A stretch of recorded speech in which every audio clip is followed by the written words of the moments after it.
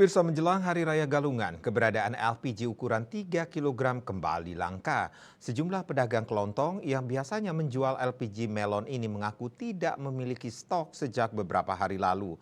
Tak hanya warung-warung, beberapa pangkalan juga tidak memiliki stok. Termasuk salah satu SPBU di Jalan Hang Tuah juga tidak memiliki stok LPG ukuran melon ini.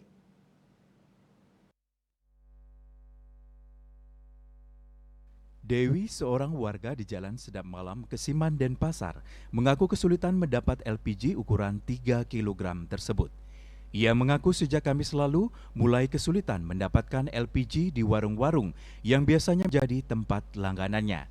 Bahkan, kakaknya yang di Pemogan juga meminta tolong untuk mencarikan LPG, karena di tempat kakaknya juga stok kosong.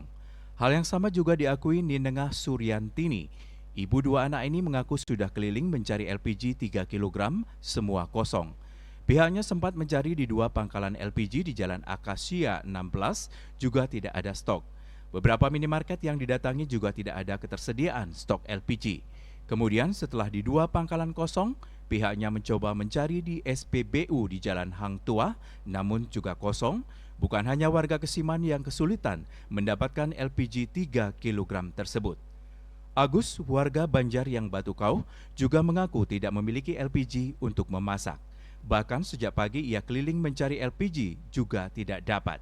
Pihaknya sampai menghubungi teman di Sanur untuk mencari LPG, namun katanya juga kosong. Salah seorang pemilik pangkalan, Budi, mengaku pihaknya sulit mendapatkan LPG.